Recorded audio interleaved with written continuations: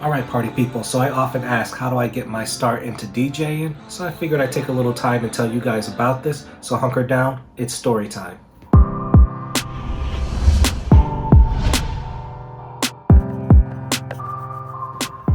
Alright, so it was the summer of '98, the year of the legendary CDJ, which came out and changed the industry as we know it at the time as DJing. So look that up if you haven't heard of the CDJ 100, one of the absolute best CDJs out there at the time, and I still love it to this day.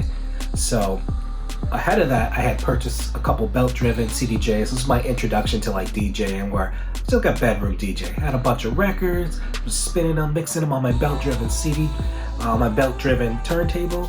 And so I got good at blending, mixing, and started dabbling with scratching a little bit. But this was also the time where Napster came out, so you were able to download music for free. And so I had developed booklets of like CDs, like mixed CDs and songs and stuff like that. So it was a great time for music. The industry exploded because of Napster. So in any case, we headed to this bar up on Cornell campus called BB My Zunes. It was my first time going there. It was a Tuesday night, absolutely nothing going on, slow Tuesday, but we wanted to go out and have a good time. So we get into the bar. It's like a bar/club. When you walk in, it's like a nice long bar and goes all the way to a huge dance floor in the back where they have like a full lighting grid, and then they have a subwoofer, like a 20-inch subwoofer built into the wall where people can stand on top, dance, and just really cool setup. Lights, sirens, the whole nine, fog, police chaser sirens, all of that in there. So when I go in the bar, I made my way to the back, go up to the DJ booth because I wanted to peek in. Since I started DJing, I was interested in like everything DJing. So I look up in there, they had two CDJ 100s. My mind was blown. I was like, whoa, that's super cool. You know, they had a computer, mixer, lighting controls, everything. It was like a DJ joygasm built into a DJ booth, and the booth was elevated above the floor, so you had to go up a step or two to get into the booth. So after that, you know, my friends were drinking at the bar, go back to the front, check the place out, you know, went to talk to the owner because the owner is at the front door. He's there to make sure, you know, on campus, ton of kids trying to get in, not old enough to drink, so he's there to make sure that, you know, IDs being enforced. So I go up to him and I was like, hey, you know, you guys have a DJ? He said, what, you DJ? I was like, yeah.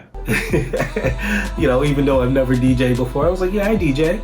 And so I was like, you know, so are you guys hiring or what? And he's like, well, we have DJs already, but why don't you stop by tomorrow, come around 9 o'clock, play for 2 hours, we'll check you out, and then we'll see what happens from there.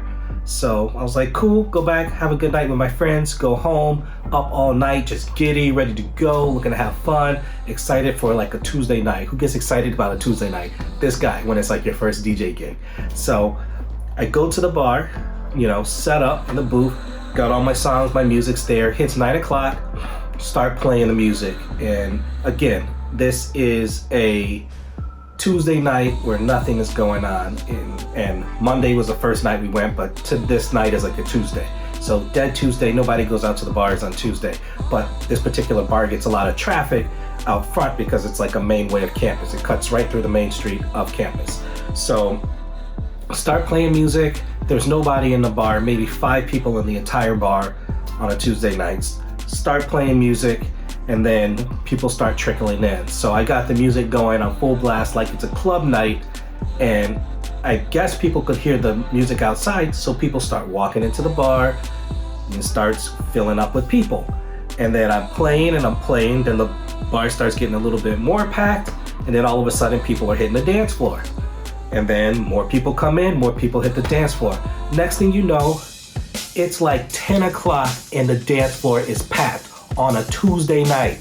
Tuesday night, dance floor is packed. And so I kept playing for an hour. I'm like, this is amazing. People were coming up to me, like, whoa, high five, and they go like, do you always DJ here? You know, I thought it was a mixtape until I came back here and saw there was somebody in the booth. So people were loving it. They were going nuts. And then it hit close to my end time. So it hit 11 o'clock. The place is at capacity on a Tuesday night. I filled out the bar from general walking traffic on a Tuesday night, and the owner had to cut off people coming in at the door because they hit fire capacity. So they hit the fire capacity with people able to come into the bar at 11 o'clock at night. And so hit 11 o'clock, he comes up to the booth and I'm like, thank you for everything. Like, this is amazing. I'm having a good time. And at that point, he was just like, keep it going, don't stop, keep going.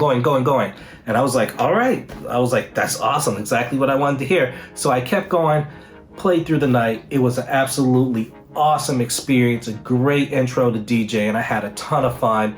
And then after that night, when the bar was closed, everybody wind down, went up to the owner and he hired me right on the spot. So they started me off, they already had a main DJ for Friday and Saturdays, so they started me off Thursday nights and eventually, killed it on the Thursday nights, and eventually took over Fridays from their head DJ and then Saturdays. And, that's my story about how I got into DJing. So it was an absolute great experience, just jumping into the scene. And from there, it just grew. I did that for a lot of my college career. And then obviously as I got a little bit older, stuck mainly to like weddings and corporate events and stuff like that.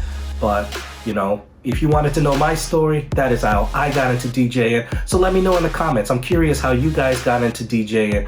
What's your curiosity? What was your first experience? How'd you land your first gig? So let me know. Let's keep the conversation going. Oh yeah, and one more thing. You want to know what's really funny about my first DJ gig? I never got paid. I didn't even think about it. I was so excited about coming in that night and crushing it. Never got paid. Didn't even think about it till I was actually recording this particular video for that. But just a funny, great experience. That's how you make a splash into DJing, and it's something that'll put a smile on my face forever when I think about that night, the feeling, and how it all happened. Don't forget to rate and subscribe and click that notifications bell for all my videos. So thank you guys, and we'll see you in the next video.